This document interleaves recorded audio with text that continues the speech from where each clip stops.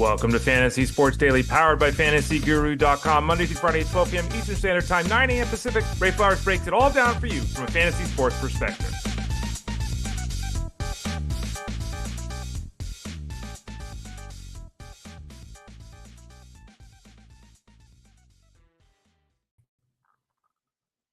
Morning, everyone. Ray Flowers of FantasyGuru.com. As you heard there on the intro, thanks for joining me here today on the show. We're with you Monday, Tuesday, Wednesday, Thursday, Friday at 12 o'clock Eastern Standard Time. Rocking, rolling, baseball, football, kind of the majority of what we do here on the show. We'll throw up on the screen here for those of you that have never joined us before. We'll throw up on the screen here kind of the plan for the day. What are we going to be talking about? How are we going to be doing things here on a Thursday? You know, it's Thursday, so we'll visit with Tyler Buecher. We'll get that information up here in a second once I fix that. And now I'll throw that. Here we go. There it is, all in one here on the show. For those of you wondering what the hell I'm talking about, you listen as a podcast by going to fantasyguru.com and clicking the Elite Plus tab at the top of the page to find this show in podcast form and the other shows on the Elite Sports Network. Or if you just go to Pandora, Spotify, YouTube Music, Apple iTunes, and type in Fantasy Sports Daily and listen to us there as a podcast. There are three other ways you can listen to the show and watch the show on demand or live. Those three ways are youtube.com/@ElitePlusNetwork, Twitter X @FantasyGuru site, and Facebook.com/FantasyGuruHQ. Any of those three places, you can leave comments and questions if you're watching live that we can address throughout the show, such as Marty Reed saying, "What's happening?" And I say, "What's that?" back in return. So those three places you can watch on demand at any point. You can also watch live and ask questions and interact with us. Lots to talk about here on the show today. We're going to talk about rankings for the playoffs. We're going to do a pack break. We have a pack of cards we're going to open up here. We'll do that. We're going to talk NFL wildcard news, and there's a lot of it breaking here. It's still only Thursday morning, so still developing. Remember, games Friday, Saturday, Sunday, Monday this week. We'll also visit with Tyler Buecher here. He's on with us every Thursday. All the guests on Tuesday, Wednesday, Thursday, Friday, all join about 12:30 Eastern Standard Time. They go about a half an hour. We go about an hour each day here on the show. Tyler joins us every Thursday. We'll talk about his best ball. We're going to talk about that in a second here too. His best ball rankings, hinting at what we're going to talk about here in a second. We'll talk a little bit about that. And as we discussed yesterday, or Tuesday, when Armando Marcel was on, we're going to do a lot of reviewing here as we move forward for football. We'll review the 2025 season. We're going position by position. Then we'll go team by team. We'll talk to Tyler Buecher about the quarterbacks and the wide receivers. We'll start out talking quarterbacks with him today on the show. For those people saying, "Ray, we really need more information on the fantasy playoffs, all this stuff." Well, guess what? We got you covered there, folks. Head over to fantasyguru.com right now. Click the subscribe tab in the top right corner. Get signed up for the football package the rest of the way. And that means all of our playoff coverage for seasonal scenarios, for DFS scenarios, and for betting scenarios. The only thing that does not cover is the Super Bowl betting guide. The Super Bowl betting guide is always the one separate football thing we sell.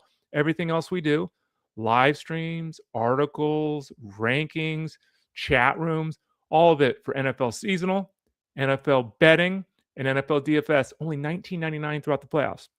So no matter what format you're playing your fantasy football, consuming your fantasy football product here in the playoffs, we got you covered. Click the subscribe tab in the top right corner or head over to fantasyguru.com there, or send that email to support@fantasyguru.com, support@fantasyguru.com. And as you can see there on the top of the screen, and I will switch to that on the bottom of the screen for those of you watching, we do have that best ball tournament with drafters. Again, we'll talk to Tyler Buecher. He is the creator of the best ball rankings for the playoffs. So we have those available to help you out in this contest over at fantasyguru.com. This contest is hosted by drafters.com. For those of you that have been members over at drafters.com, used the product before, you're not eligible for the bonus. But if you haven't ever signed up at drafters.com, we do have a bonus for you. The promo code is ELITE, ELITE, ELITE. Go to drafters.com/refer/elite. Drafters.com/refer/elite. You can find that in the descriptions below. You can see it on the screen, all that good stuff. Everything up to $100 for new customers with Drafters is matched. So if you put in 20 bucks, they give you 20 extra bucks. You put in 40, they give you 40. You put in 100, they give you 100. So they're basically giving you a matching, which is fantastic news. So new customers get that bonus. For those of you that have already signed up, you don't get the bonus, but you still get an opportunity to win a $50,000 grand prize and to win $300,000 in prizes by playing a best ball postseason football tournament. So you just draft a team and that's it. Don't have to worry about managing it. Don't have to worry about setting lineups. Maybe you're a forgetful type and you're, oh my God, I forgot to set my lineup. Doesn't matter. It's just a best ball tournament. So check it out. Remember, that's that promo code ELITE over at drafters.com, drafters.com/refer/elite. We also have rankings. To just say it, we've got the best ball rankings for this drafters contest available at fantasyguru.com. We've got one and done playoff rankings for the entire playoffs over at fantasyguru.com. We've got the weekly wildcard only rankings for just weekend only. Said that twice. Over at fantasyguru.com. We've got a myriad of rankings. And again, if there's a system or a scenario that you're in that's not one of these traditional scenarios, hit us up in Discord. You get access to that if you sign up for the product with us at fantasyguru.com. All right, let's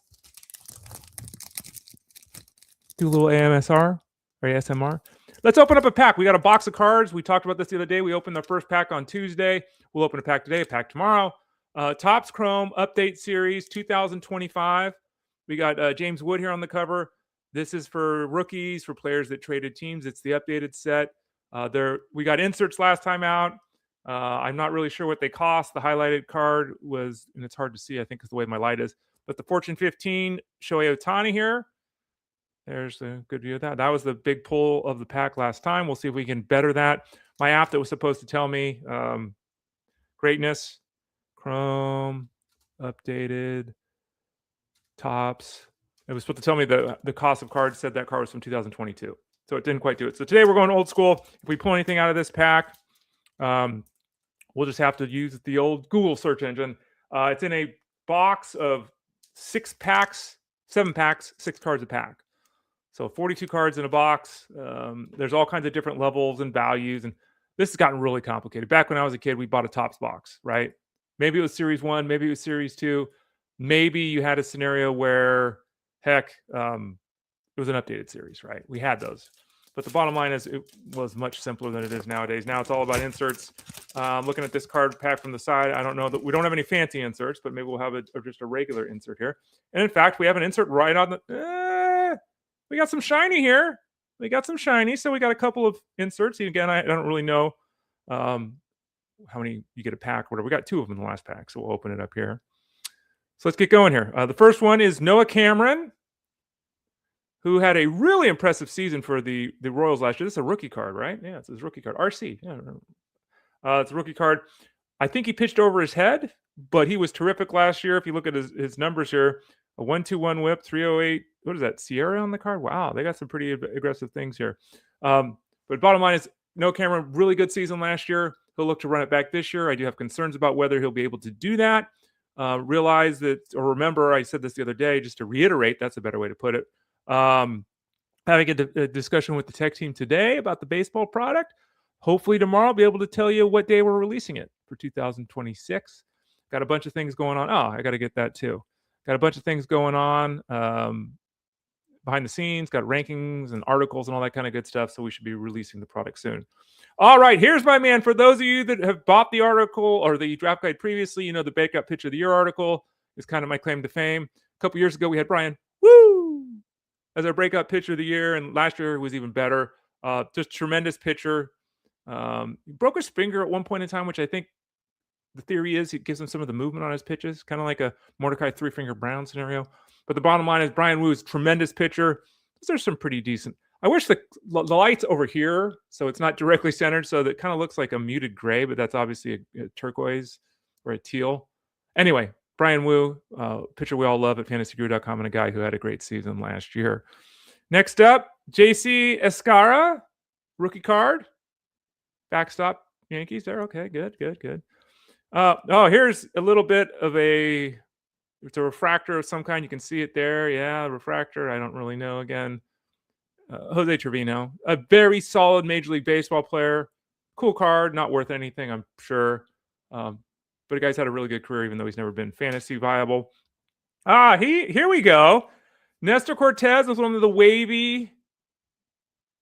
There it is. There you can see it. One of the wavy inserts. Cortez, obviously with the Yankees, where he's had the majority of his success, but was traded to the Padres. Struggled with health here of late. Not a big dominant arm, but often quite effective when healthy. Unfortunately, that's become less and less frequent for him. And then we got a rookie card here. Now, this is Chase Madroth, and it's an insert. So you can see it's one of the rectangular square. A guy that came up for the White Sox last year, played very effectively. In the fantasy space, he's probably limited to an AL-only value because he doesn't have much power.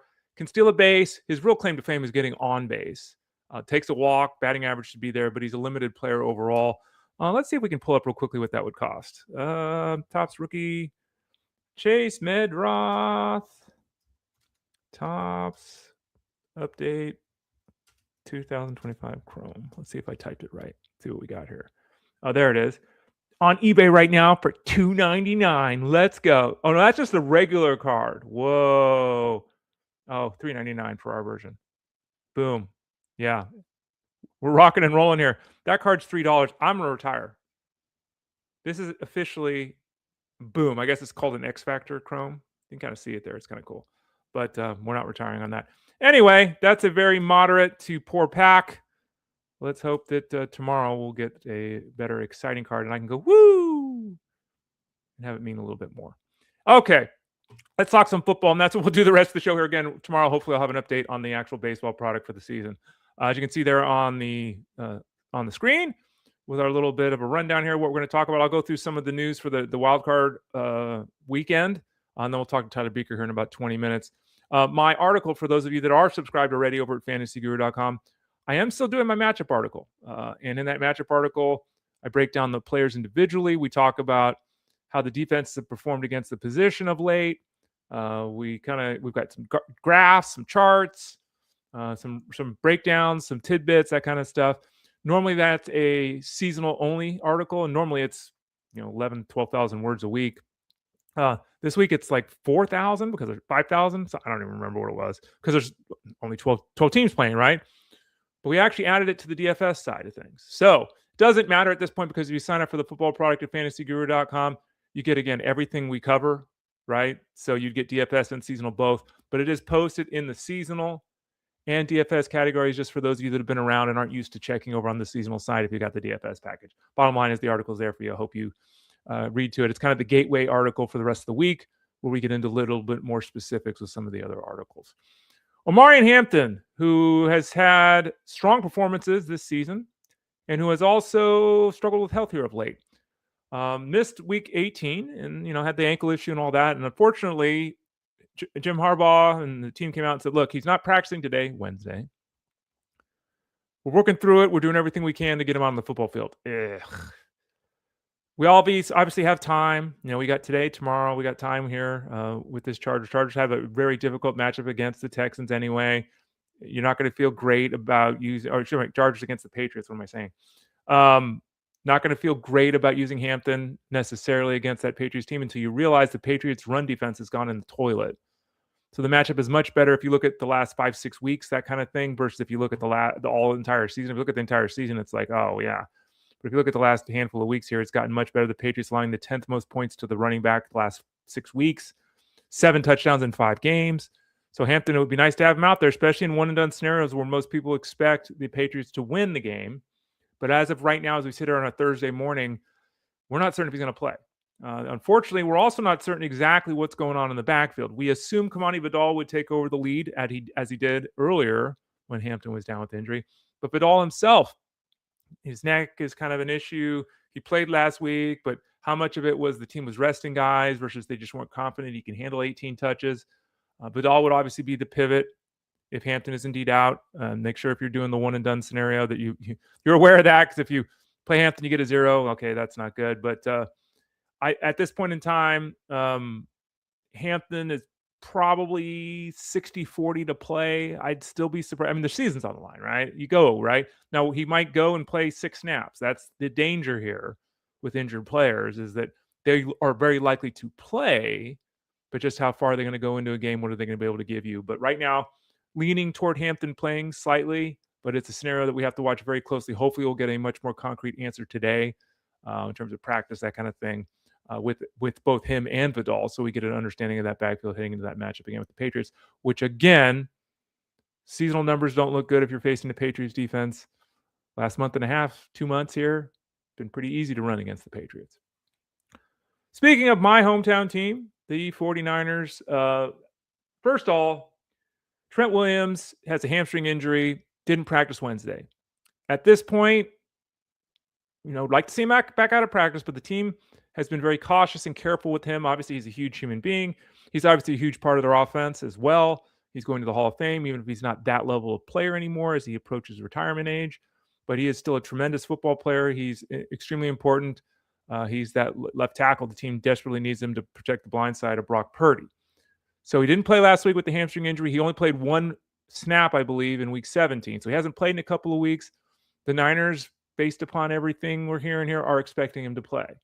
Now, again, feel a lot better if he was out there at practice doing some things, or if we got a declarative statement from the team that he was going to be in. But as of now, it does seem like he's going to play. Now, this matchup with the Eagles, we talked about it a little bit earlier in the week. It's a very difficult one for the 49ers. It's a tough draw for this team who's all kinds of beat up on the defensive side and the offensive side of things, mostly defense. The Eagles can beat you in a myriad of ways. Obviously, that's something, the Niners, let's just say it this way. The Niners really could use Trent Williams in their lineup to help aid them in successfully beating the Eagles this week, which is going to be a very difficult thing to do. By the way, for those of you that missed it, yesterday on the Elite Sports Show, that is Monday through Friday from 2 to 5 p.m. Eastern Standard Time, Monday through Friday. I'm with Jeff every Wednesday. Today's Thursday, right? Every Wednesday I'm with Jeff on the show over there. Might be changing that. Might be making an announcement soon. We'll see. But I'm with Jeff every Wednesday. Yesterday on the show, we went through my bracket and went through the whole bracket, who's going to win every game and who's going to advance, et cetera, for those of you that care about that. Speaking more about the 49ers, Ricky Pearsall, again, still not practicing with that knee. Apparently, he had a setback with the PCL strain in his knee. And, I talked about him earlier in the week after he didn't play in week 18. And now I don't know if he's going to play this week for the Niners. I just don't know. And it's very distressing because the Niners are heavily invested in Pearsall. They traded Deebo Samuel away. They obviously didn't get anything out of Brandon Ayuk. He's played his last snap for the 49ers. They desperately need Ricky Pearsall to be one of their top two receivers with Juwan Jennings. And this dude came and get on the field. And I'm not saying he's soft. I'm not saying any of that. I'm just saying bottom line, he's not on the field. And the Niners just don't have replacements. They just don't have replacements for him. They've got Kendrick Bourne, who's passable. They've got Demarcus Robinson, who's passable. But these guys are not front of the line performers. They're depth pieces. The Niners did open up the 21-day window for Jacob Cowing. So maybe he plays this week. He's been out a long time with the hamstring injury. In fact, he hasn't played a single snap this season. If he's out for the Niners, out there for the Niners, that's good for the Niners, giving them some depth at the wide receiver spot. But can't. That doesn't matter. There's nothing to do in the fantasy space. You're not utilizing him. You can't use Sky Moore, Bourne, and Robinson. I'd lean Robinson if I had to. Don't want to. Not planning to. Bottom line is Ricky Pearsall is really important. And at this point, as I have said, even later in the year, when Pearsall has had some success when he's been on the field, I can't recommend playing him to anybody. You just can't. No telling when he's going to be out there. No telling when he's going to be effective. And at this point, don't even know if he's going to play. Really disappointing news for the 49ers. We'll see if that changes today or tomorrow. Speaking of the backfield, let's go to talk about Ty Johnson of the Bills. Ty Johnson, who scored 3 touchdowns the last, 3 games for the Bills, has an ankle injury. He didn't practice on Wednesday. This one, it's kind of, I think that he's more likely than not to play as well. Obviously, they're going to lean more heavily on James Cook, who they didn't utilize hardly at all in Week 18 as he was rested. The leading rusher in the NFL, the leading running back of the leading rushing team in the NFL. James Cook will get his 20-plus touches this week. Ray Davis exploded for 170-plus scrimmage yards in Week 18. He obviously is an excellent handcuff to James Cook. Doesn't bring quite the same game as Johnson. Maybe Johnson's a little bit better as a pass catcher. But Davis is a more sturdy and durable runner. So even if Johnson is limited or out in this game, that should not impact what the Bills want to do or what they will do. They will have a success running the football against the Jaguars. That's going to happen. But we'll continue to watch Ty Johnson because he does bring that ability to have the splash plays. And we know Josh Allen has talked him up as the best backup running back in football before. So he would love to have him back on the field. And for those of you in the DFS world, those of you playing the one and done game, Ty Johnson does have some intrigue. Especially if you believe the Jaguars are going to win that game and the Bills are one and done, right? But we'll see with the ankle injury with Ty Johnson. Odunze was limited on Wednesday, the Bears wide receiver who started out so impressively this year and had so much excitement behind his name, and then has just fallen off a cliff. Just like Ricky Pearsall, can't get out on the field, doesn't play, was so close to playing a couple of weeks ago, had the setback where he was announced active, but then he had the setback during warmups where they said 5 minutes before the game was going to start, he was out. That was a weird scenario. He's been limited 3 consecutive practices now for the Bears, including yesterday. I mean, again, it's 3 consecutive limited practices going back to last week lead you to think he's going to play this week. Now, he is, again, we just talked about a legitimate setback he had where he screwed everyone in fantasy if you weren't up early in the morning and you set your lineup or you walked away because they announced he was active and then he was, ruled out of the game before it even started. He's obviously at a huge risk of an in-game setback, even if he does play. And it's very unclear what his role will be if he's active because Luther Burden has stepped in and Luther Burden has been as productive as Odunze ever was this year, right? So Odunze said he told reporters he plans on playing against the Packers. They've given him time here. Despite that setback, I believe he will give it a go for the Bears. I don't know what that looks like. I don't know if that's 15 snaps. I don't know if it's 48 snaps. We don't know. But at this point in time, we're leaning toward Odunze being back out there, which at least in theory gives the Bears more weapons to attack a Packers team that is going in the wrong direction, dealing with injuries and poor performances on their end. The Rams, Davante Adams, who's had a hamstring injury that's kept him out for a couple of weeks now, was a full participant at practice yesterday. The team is fully expecting, as they have been, basically said, we're going to hold him out the regular season and we'll get him back in the playoffs. That's the way it looks like it's going to go with Davante Adams. Looking very much like he'll be active as the Rams play the Panthers now. In the case of the Rams playing the Panthers, it was a good game when these two teams played earlier this year, but the Rams are heavy favorites here against the Panthers. I don't know if the Panthers are really, they're the worst team in the playoffs, right? We've all talked about that. The Rams could be up 21-3 at halftime and kind of rest Davante Adams. Davante Adams doesn't need to play all the snaps to be a fantasy contributor. We know that. Davante Adams has got the ability to just, get 3 or 4 targets, score a couple of touchdowns because he's the guy that gets the ball inside the 5-yard line. His return to action, unless something crazy happens, his return to action puts a little bit of a damper on Higbee and Parkinson. Not that the tight end won't be involved. It will. We know that the Rams run that 13 personnel with 3 tight ends more than any team in football. We saw again last week, Parkinson and Higbee in his first game back when, Parkinson scoring touchdowns. Higbee got 90 yards. So there's a slight reduction in the outlook for those tight ends for the touchdown department with Adams back. And it's also a slight reduction in the outlook of the touchdown department for Puka Nacua. Just because Adams, when they're inside the 10-yard line, the ball's going to Adams, right? Puka's the kind of the guy between the 20s, and Adams is kind of the guy in the red zone. We know that. So plan accordingly, but it certainly seems like Davante Adams, barring a setback in something here that's unexpected, will play this weekend against the Panthers. Sean Payton, the head coach of the Broncos, as we move on to some, not this week, but potential news down the road, because obviously the Broncos, already been playing this week. They got the bye. We have an issue with J.K. Dobbins. He's out with the foot. He's been out since week 10. He got injured in week 10. He has said, maybe I could play. Sean Payton came out yesterday and said, our expectation is right now that if we make it to the AFC Championship game, that J.K. Dobbins could be back on the football field. We've heard that rumor. It's kind of been floating around that if there's a deep run here for the Broncos, perhaps Dobbins could return. Well, now we have the head coach saying, I think there's a real chance that J.K. Dobbins would be able to play if we made the AFC Championship game. Even if that's not the case, if they were to make the Super Bowl, it's very likely we're going to see J.K. Dobbins play again this year if the Broncos win games. Now, maybe the Broncos don't, and it's a moot point or whatever, but something to think about as we progress to the playoffs. We'll obviously follow the storyline pending Broncos success and pending what the team is doing, because RJ Harvey is somebody, if you're in a scenario where you're doing, best ball, go for it, right? Maybe that last round pick is J.K. Dobbins if you want to get nuts.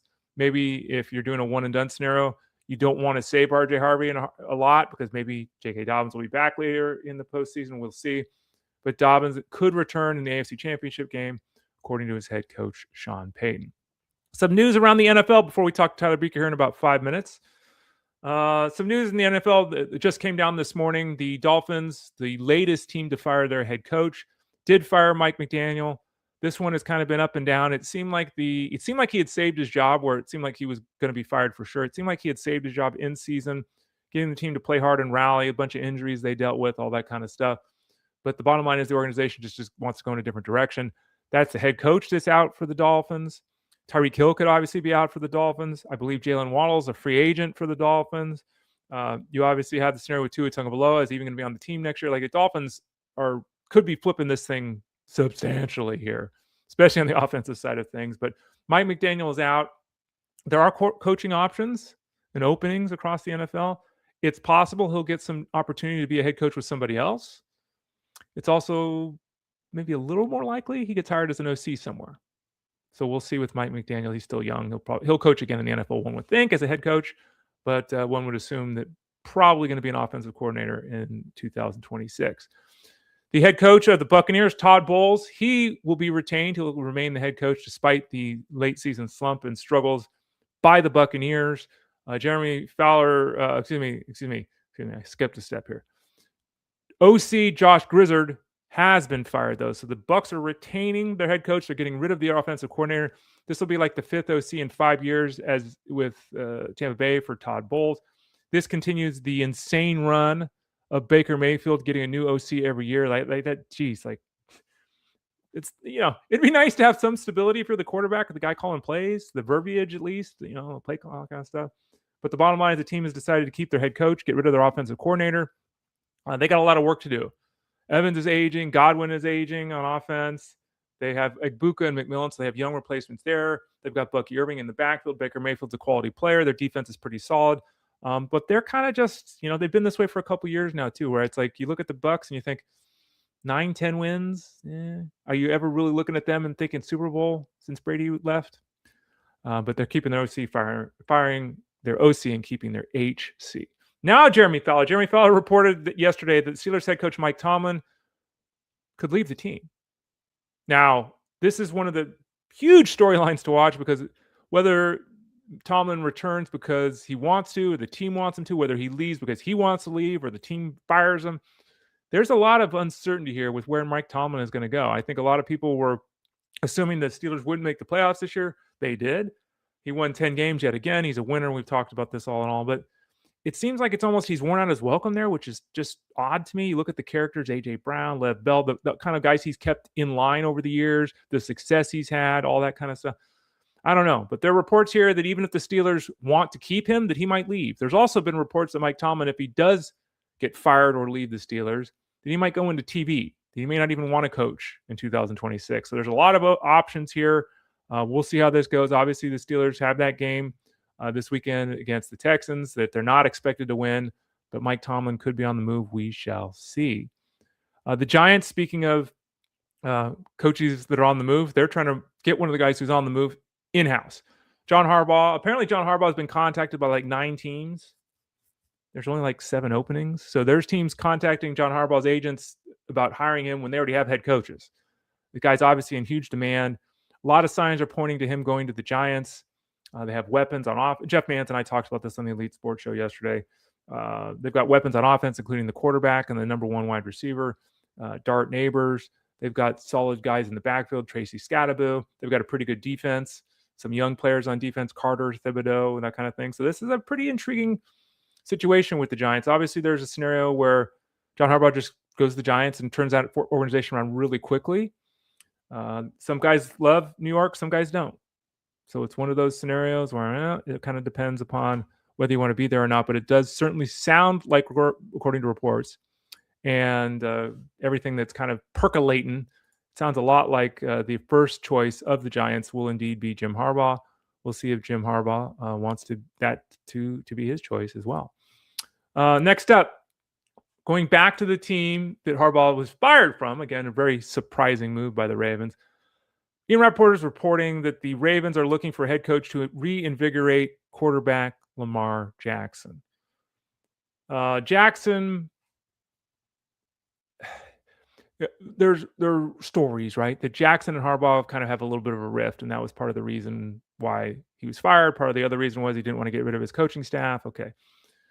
Lamar Jackson is a tremendous football player. We all know that. He's an MVP in this league, but as we've talked about on this show for a long time, dude doesn't want to practice. And when you don't practice, again, does he need to practice to play? No. But you got to practice. You got new OCs, you got new play calling, you got new teammates. You want to get the vibe going. He doesn't practice. And when your team leader doesn't practice, the guy making $50 million doesn't practice, it's not good for the team. And if you're an old school coach, and this is what apparently happened a lot with Monken and even Harbaugh, it's like, you got to get out there, kid. And he's like, I got diarrhea or whatever the hell it is. So we'll see how this plays out. Really bad when an organization's kind of held hostage by a player. I'm not saying that's the case with the Ravens, but there's a little bit of that seems to be floating around here. Ravens will look to make a decision to clarify their head coach here, hopefully in short order. And then finally, co-owner Stephen Jones of the Cowboys said that bringing back Javonte Williams is at the top of our list. They want to sign him to a multi-year contract. Makes the most sense in the world for Williams to return to the Cowboys. Cowboys love them some running backs. They pay running backs. They have, the wide receiver in Lamb. They have the quarterback in Prescott.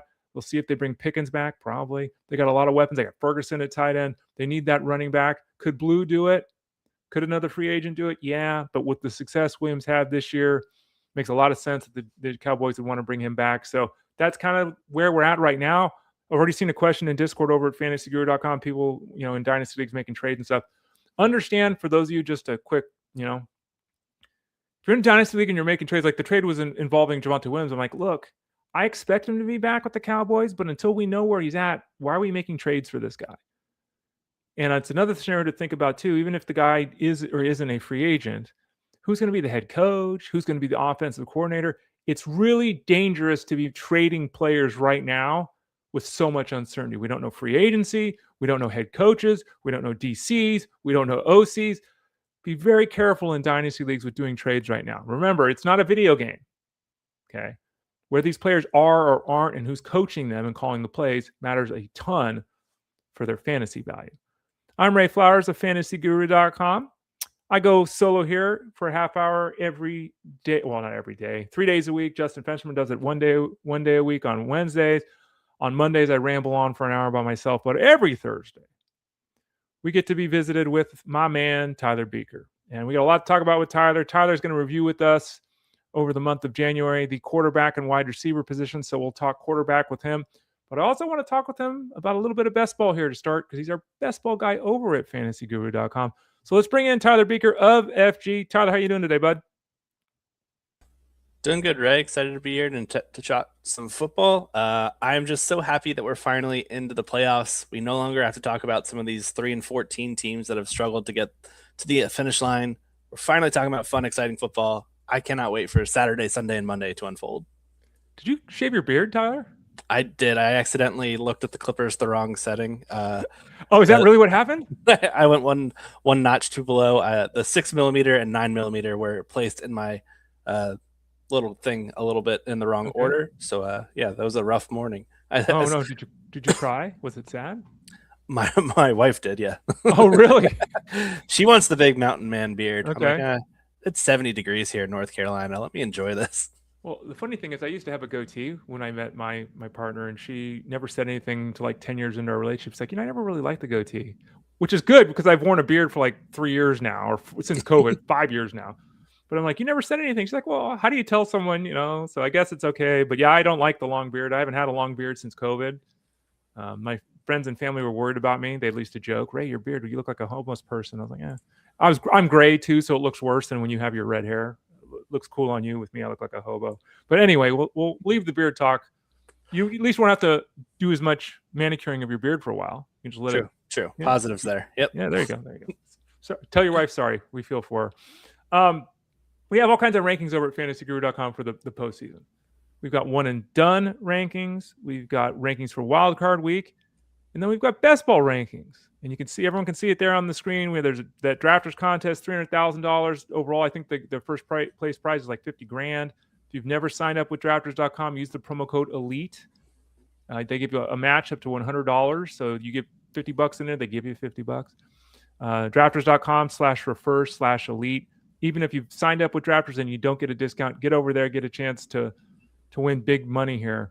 And you did a series of rankings. So you have rankings for the Drafters tournament over at fantasyguru.com, correct? Correct. Yes. I did a little set of rankings there for anyone trying to compete for this. You're right. 50K up top. So it's a fun contest in their flagship postseason best ball challenge.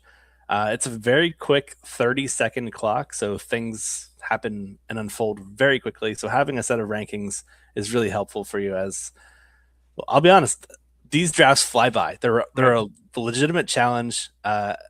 So having yourself in a setup where you're prepared and ready to go into these drafts, I think is very optimal in terms of trying to execute a draft plan, which it's really hard in these kinds of contests. Yeah, it's a best ball contest. You just draft the team. You don't have to worry about it after the fact. I think I was looking at the rankings out there. You have the code and everything in there, so it should just be plug and play for folks, right? They can actually download the spreadsheet and off and running, right? Yep, it's just the CSV file. So if you'd like to change any players, you can also alter them as well. But yeah, that's the setup that we've got over there at Fantasy Guru. They're downloadable and easy to upload to the Drafters website. And then from there, you can do it either on your computer or on your phone, whichever you prefer.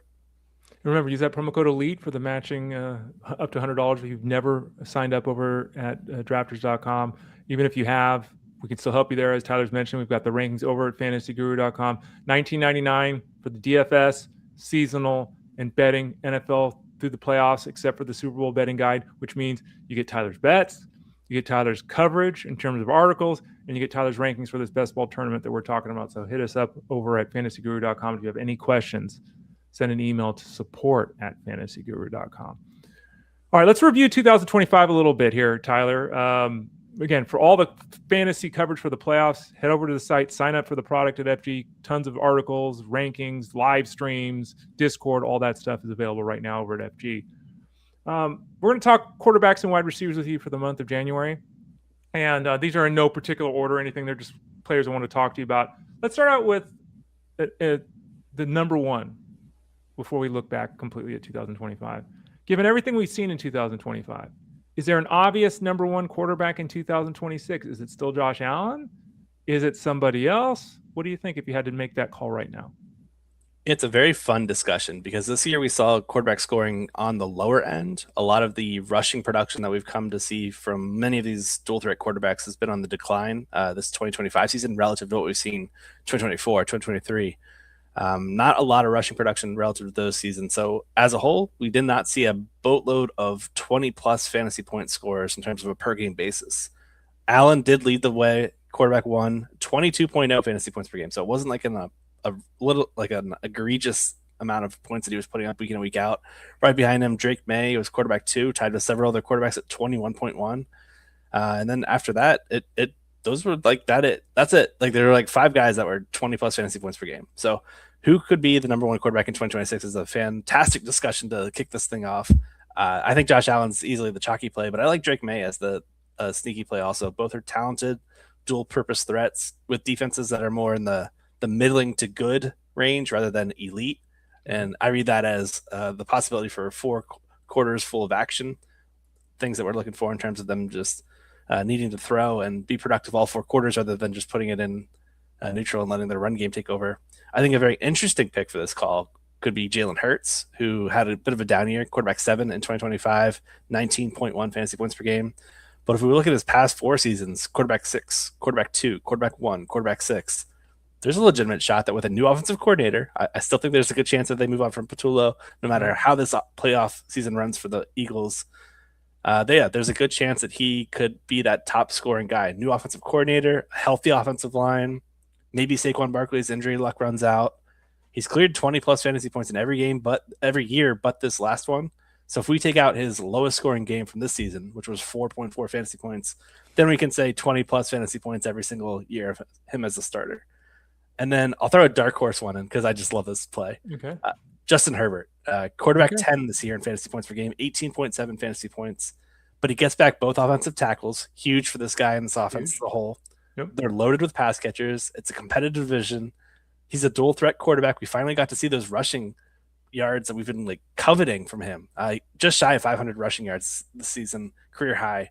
I'll be placing some MVP wagers on Justin Herbert, and I do not mind him as my first quarterback taken in any kind of format, whether that be some early best ball leagues that you want to get in for the 2026 season or any kind of managed leagues either. I think he's a very, very strong fantasy QB this upcoming year. and he's kind of my favorite play of the bunch in terms of like a value selection. Tyler Beaker, fantasyguru.com. We'll talk about a bunch of those guys here moving forward with Tyler anyway. We'll get a little bit more detail. I want to start out, though, with the guy whose career was kind of on life support, Trevor Lawrence. It's like, and the first half of the season was kind of, and his overall passing numbers are good, but the second half he was great, right? And he had 9 rushing touchdowns, which really vaulted him up the fantasy standings. That number is going to drop down to 4 or something next year, so he's going to lose substantially there. But how do you look at Lawrence and what he did this year and kind of just encapsulate everything from 2025? I think one of the big standouts for me is, the rushing numbers, which we weren't expecting. And he can't figure out how to get the ball to Brian Thomas, which to me is really, really intriguing.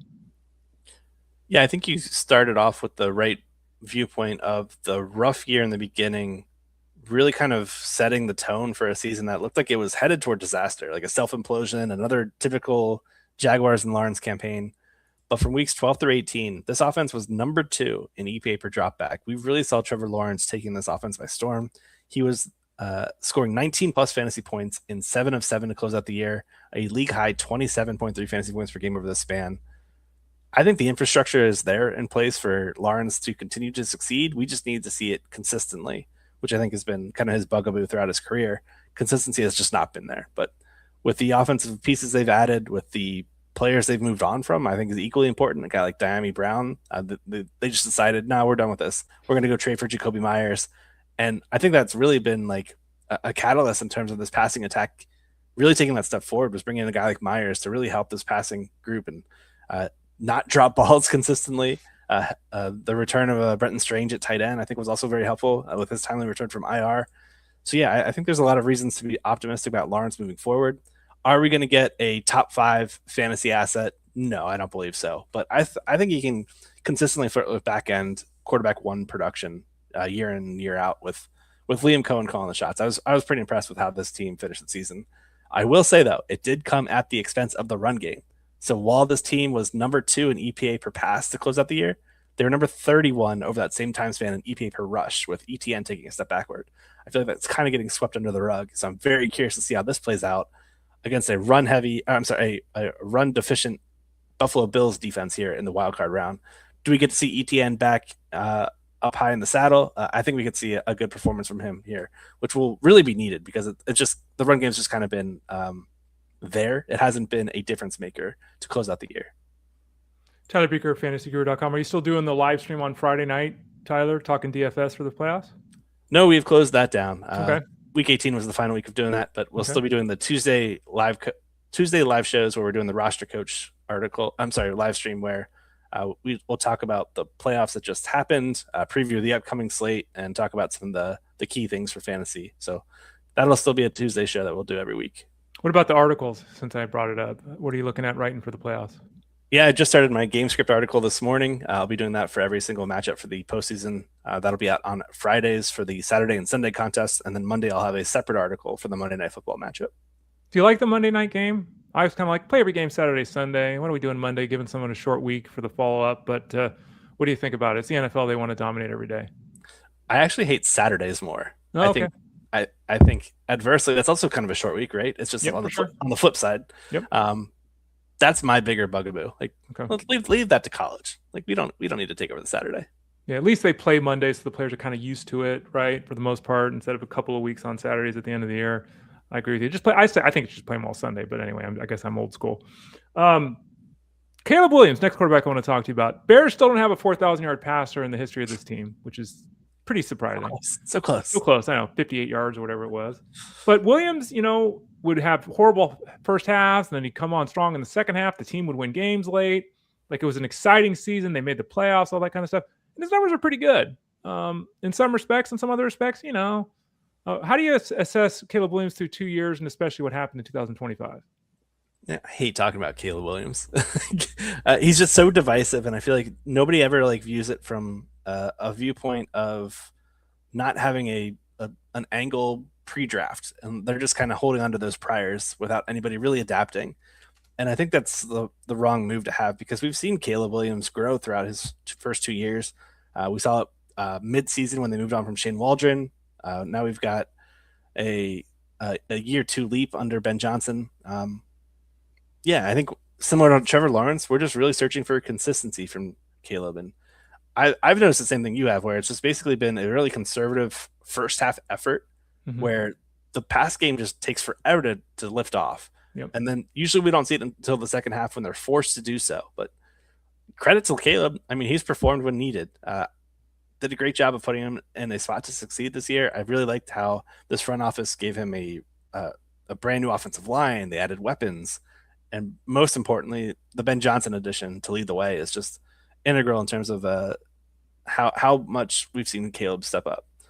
Fantasy-wise, I was really impressed with how he finished the year. Quarterback 5 in fantasy points per game. That kind of shocked me. 19.0 fantasy points per game. Yeah. That's not bad at all. So this guy, he's also one of the quarterbacks that's really rare in terms of, his ability to produce 20-plus mile-per-hour runs. I think he had 5 registered by Next Gen Stats, which is up there with some of the best running backs in the league. So when things break down, this dude just slingshots himself up that field. So I'd love to see more rushing from Caleb in 2026 to see a bigger step forward in the fantasy department. But as long as this offense stays intact in terms of the offensive line and the pass catchers, I just see growth from Caleb. I'm really excited for the offseason and what he can do in 2026. Not sure this team can go the distance here in the playoffs despite being the number 2 seed. I think there's too many holes on that defense in terms of injuries. Tyler Beaker, fantasyguru.com. Speaking of running, speaking of shooting themselves up the field, he used to do it. Lamar Jackson had a bad year. He started out great, then injuries. We've all talked about him not playing games and not practicing. The head coach is gone. There are changes on the coaching staff. We don't necessarily know what the offense is going to look like next year. They have to restructure his contract. They do like $70 million. What's that going to look like? I'm kind of out on him as a person, but it's really hard to be out on him as a player because there's still that uber athleticism that we see on occasion. He's 29 now. Did we see the start of the end of that overall offensive game from him this year? Are you just saying it was a series of injuries and he'll be better next year? Like, where are we at with him? Because if he doesn't have that athleticism, he's much improved as a quarterback, but can he sit in the pocket and pick a defense apart if he can't really shake and bake? I don't know the answer to that. I am a bit more confident in his passing acumen. This is a guy that I think has been very accurate. Was it last year? I think a lot of people were ragging on him for not being able to throw outside the numbers, but he had one of the best completion rates on those throws. I think that was a false narrative that was being spread around. You mentioned at the beginning of the year, he was quarterback 2 in EPA and CPOE composite from weeks 1 through 3. And then we got the week 4 hamstring injury, and it just seemed like a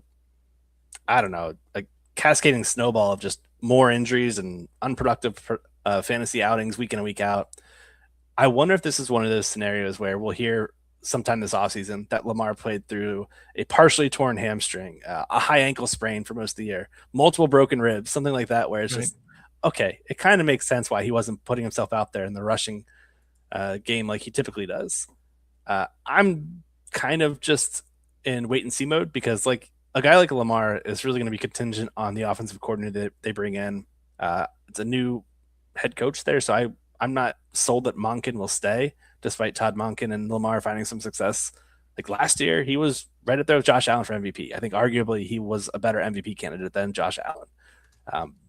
But the voters went another direction. I digress. I still think Lamar's a really good fantasy quarterback and a player not to break free from just because of the down year here in 2025.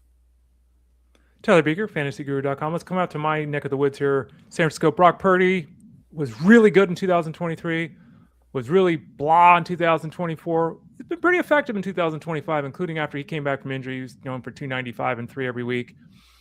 Only played 9 games because of injury and all that. Is he quarterback 8, quarterback 12, like bottom level quarterback 1? Is that kind of how you see him moving forward? Is that kind of how you assess his season in 2025? Yeah, I mean, I love Purdy's game. He just fits the Shanahan offense so well ever since entering the league in 2022. So from 2022 to 2024, so entering this year, he was the quarterback 1 in EPA per play. After only playing half a season, the 9 games he played this year, he's still the king of EPA per play. 2022 through 2025, he's ahead of Josh Allen, Patrick Mahomes, every single quarterback. He is the number 1 quarterback in EPA per play.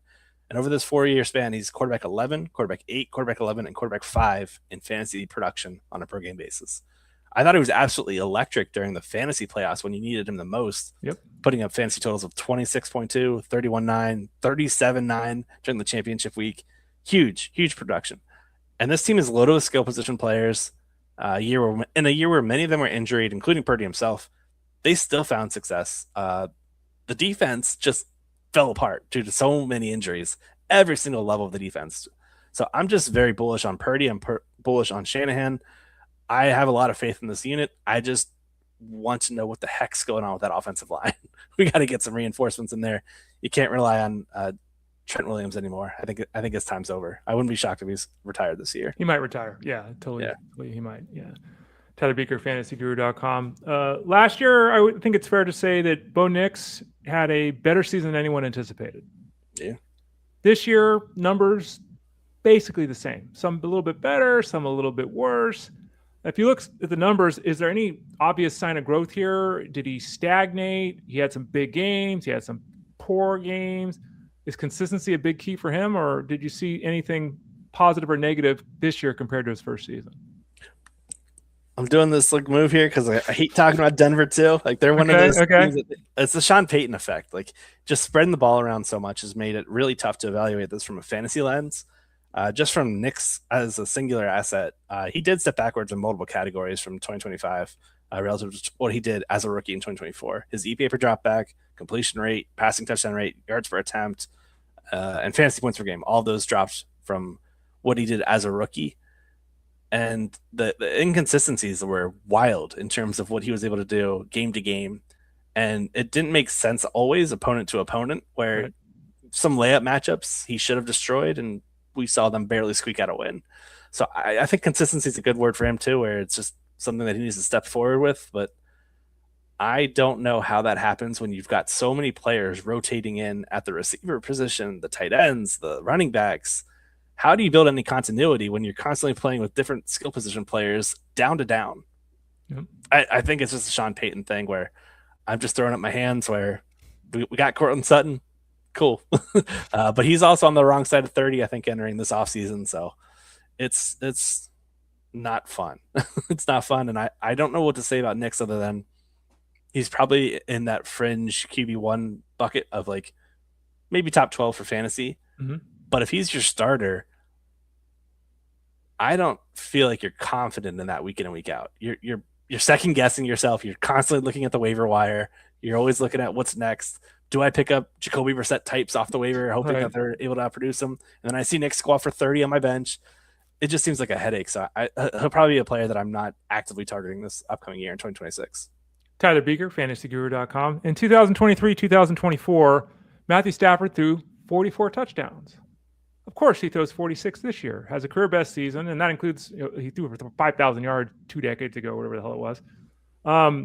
He's 37, I think. He could win the league MVP. It was a phenomenal season. Talk us through it. Yeah, I mean, what a terrifying start to the year with that back injury. They had that little thing from the future pulled outside the Rams training facility where he was I don't know what he was doing, getting some cryotherapy or something on his back.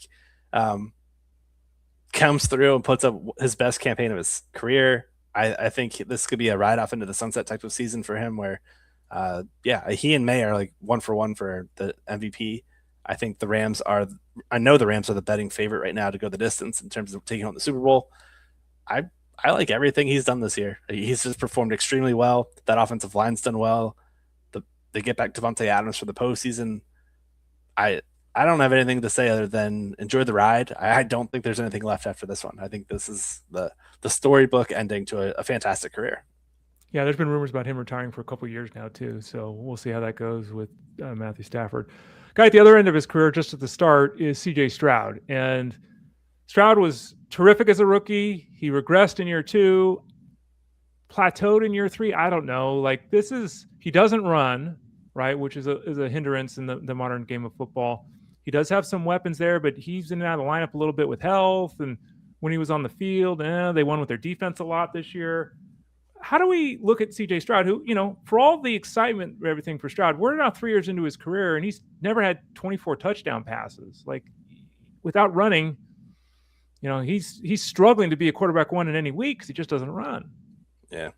It's also tough when your defense is playing lights out like Houston's is, where there's just not a need for him to drop back and throw the ball heavily.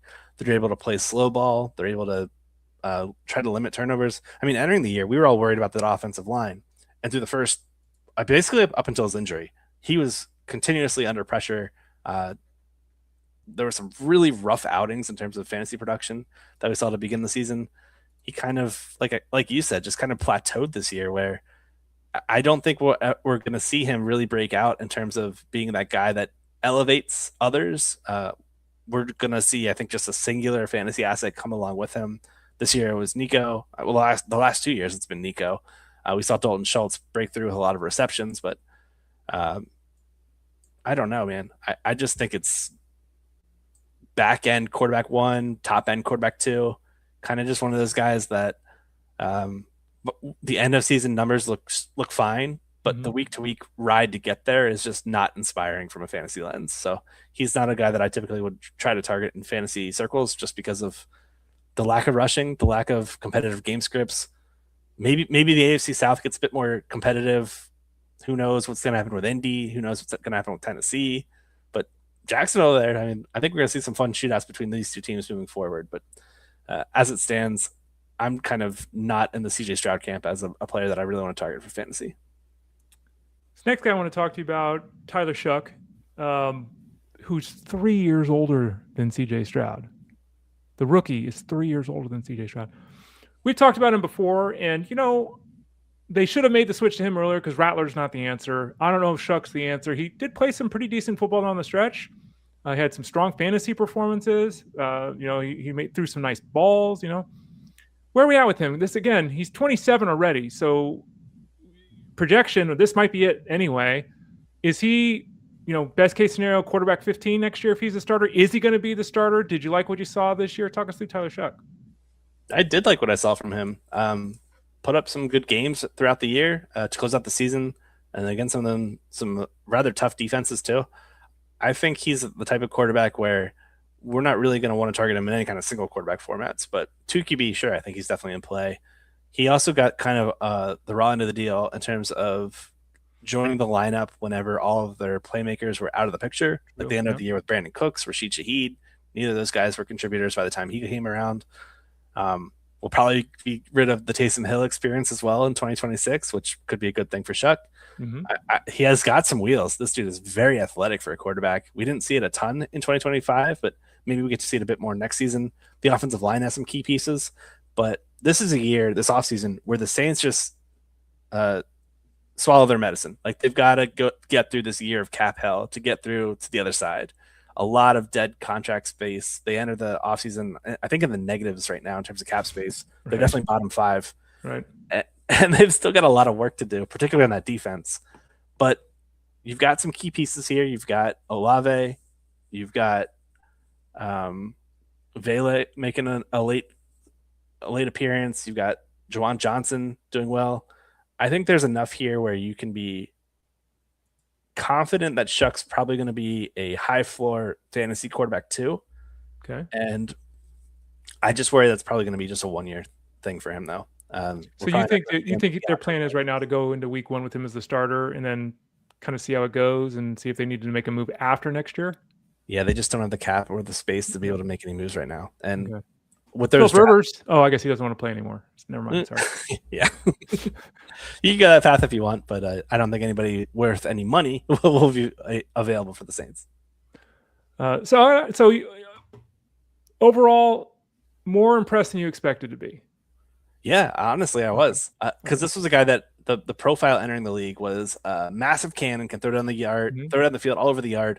But we didn't really see that. We saw a much more accurate play than I was expecting. He had several games in a row where he's flirting with that 70% completion mark.